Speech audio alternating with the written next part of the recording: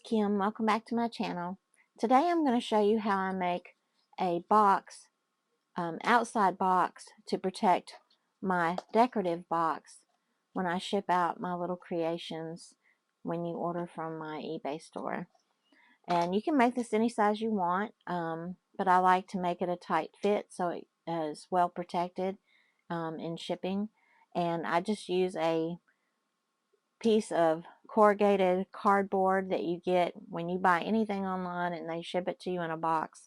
You're going to get this corrugated cardboard, and this is what I use to protect my decorative boxes. So I just cut out a 6x6 piece, a 6x6 inch piece that gives me a little bit of clearance on my box, but it makes it a good tight fit. And instead of scoring this, because it's very hard to score because of the corrugation in here, because of these little corrugated, it's very hard to score it and get it to fold correctly. So what I normally use is just my handy dandy Dollar Tree ruler. And it's a perfect width. So I'll just lay my ruler down on the edge. And I have to pick it up for leverage, but you just, and then I just kind of push it in like that, and it gives me a little score mark there. And I do that on all 4 sides.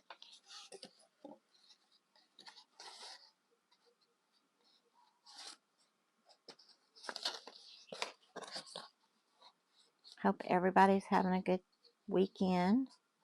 I'm filming this on Sunday morning. And there we have the score lines on this box. And then what we're going to do is just like we did with our decorative box, we're just going to cut to the score mark here, at the first score mark there. And we're going to do that on all 4 corners.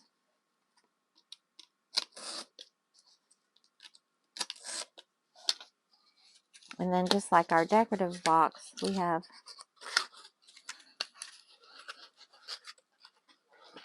what looks like this. Now you can glue this down if you want to. I choose not to glue it down because it's not a decorative box. It's just to protect. So I don't need it to be fancy. So what I normally do is I just take some masking tape or some washi tape, and I just tape those corners down. And here I'm just going to use some masking tape.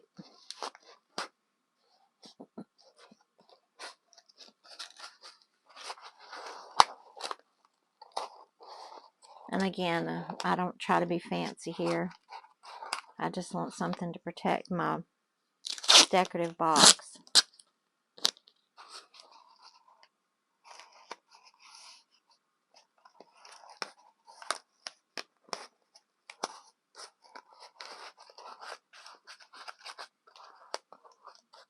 And I'm sure my customers probably, when they see this box, go, "Oh my word.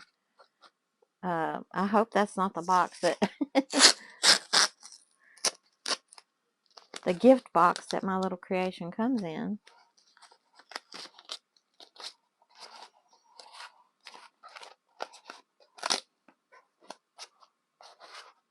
But I just try to get all those corners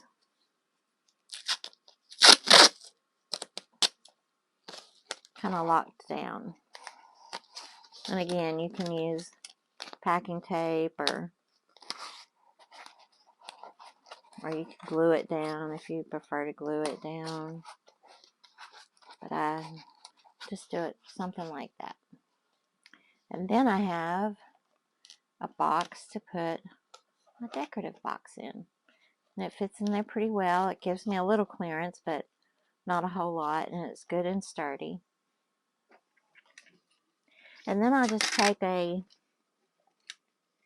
scrap piece that you've cut off, like for your 6x6, and I just kind of gauge it of where it needs to be cut. And because you have this corrugated lines here, you kind of have you a score line that you can cut. So you can just follow that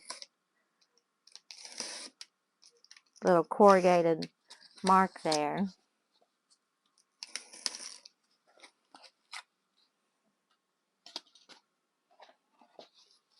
And then I have somewhat of a lid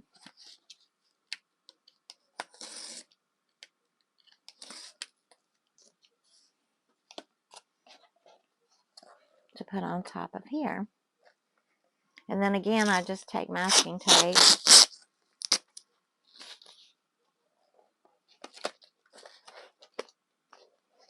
Normally I don't do this before someone buys something. I usually do it after it's bought, but on occasion I have. And when I have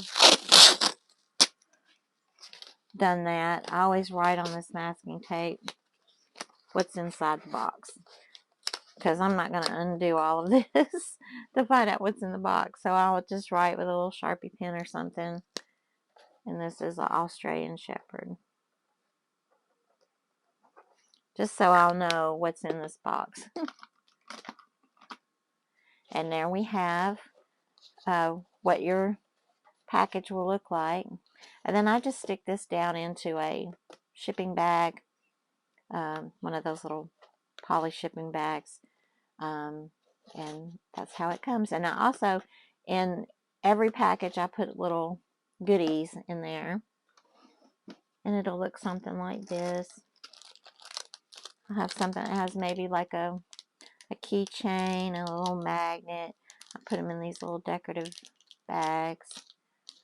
I made maybe an eraser, and then I put a little magnet, like a little cat. I'll put a little magnet on the back. I'll glue a little magnet on the back. I've also done this, which I'll show you in another tutorial, but this little